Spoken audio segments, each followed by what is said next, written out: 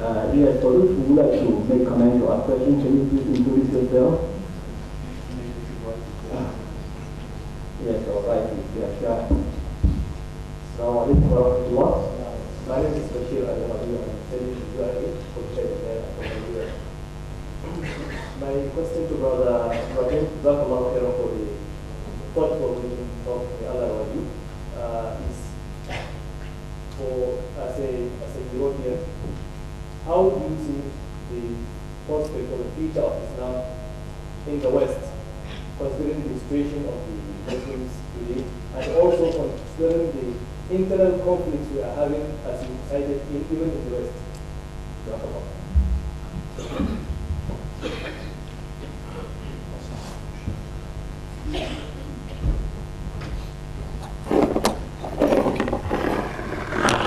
I recently watched a video by a very famous Christian evangelist preacher. His name is David Pawson. He actually baptized Cliff Richard. Do you know who Cliff Richard is? Shall we sing a Cliff Richard song? Okay, he baptized Cliff Richard. And I watched the video. Wallahi, this is what his video is about. He said in the next 20 to 30 years, Britain will become an Islamic state. That's what he was saying. 1 hour, he is explaining to his audience why Britain is going to become an Islamic state. It's not some Muslim fundamentalist saying it. This is a Christian evangelist. And the reasons he gave were amazing. He talked about the spiritual vacuum. He talked about what Islam has to offer, why Islam offers a real alternative to people, and so on. I mean, tape number 2 was not quite so nice, actually, but that's a different issue. But this is what he was saying. There is no doubt, anyway, I'm not sure I agree with him, actually, to tell you the truth, but there is no doubt that Islam is growing at a phenomenal rate. In United States of America, in England, you know, the English are very conservative people, you know, and alhamdulillah, actually one good thing about them compared to many others is that they do, generally the English people think about things a bit more.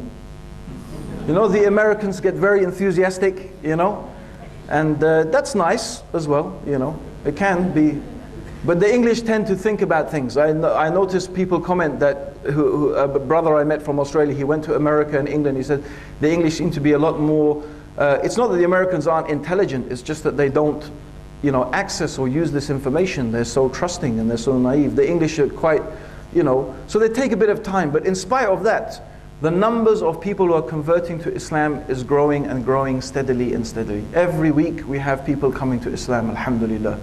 Now they have estimated recently that by the year 2050, the number of people who have converted to Islam in England will exceed the number of people who have their origins from ethnic, you know, from who have immigrated. So we have about 1.5 to 2 million Muslims in England at the moment. Okay, now most of those are people who have either immigrated into England or who are descended from immigrant families. At present, we probably have maybe 100,000 converts to Islam. And I would say converts includes, by the way, Sikhs and Hindus and Afro-Caribbeans who have converted to Islam. They're not English ethnically in the sense that they're not Caucasian. So a large number are Afro-Caribbean, a large number are Sikhs, and maybe a bit less Hindus, but there is a conversion from all of those spheres. But what does that translate itself into the next 50 years?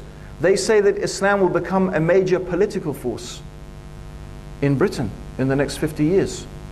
Not only that, France. Now if you want to really know what's going on in France with the hijab, and alhamdulillah, I was so happy to see our sisters in Malaysia, pictures of them demonstrating here, alhamdulillah, about the ban in hijab. The hijab, that was excellent, mashallah, I was quite impressed with that, alhamdulillah. But what is really going on in France? What is really going on? Actually, brothers and sisters, we need to be quite clear about what's happening. There are at least 2 schools of thought in the West. at the moment concerning Islam.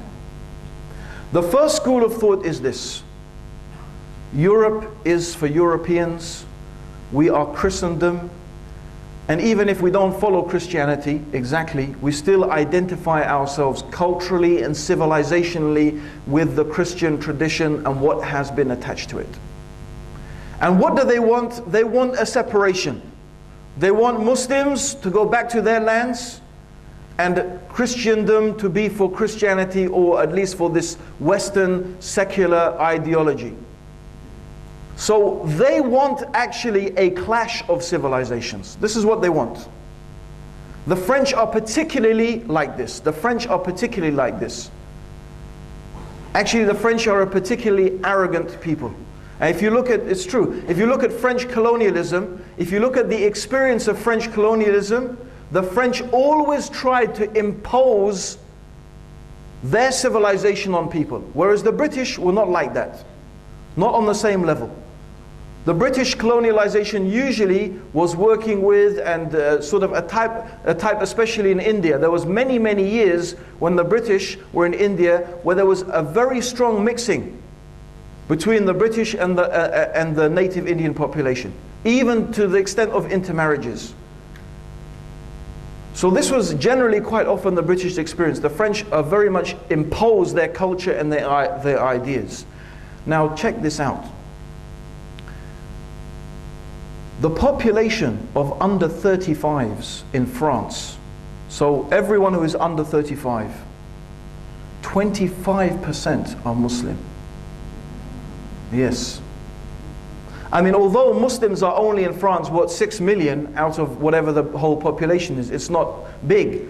But the people who are having children and the youngsters, 25% are Muslim. And you all immediately clicked on, because what are you thinking? What does that translate itself in 20 years' time? What does that translate itself into? And you see why they're panicking. You see now why they want to force them to, as they call, integrate. They want to force it upon them.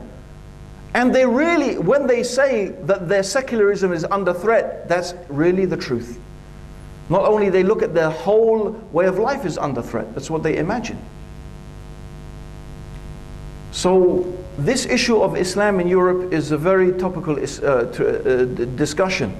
And I think a lot of what is going on in the world today is connected with this. Is connected with it.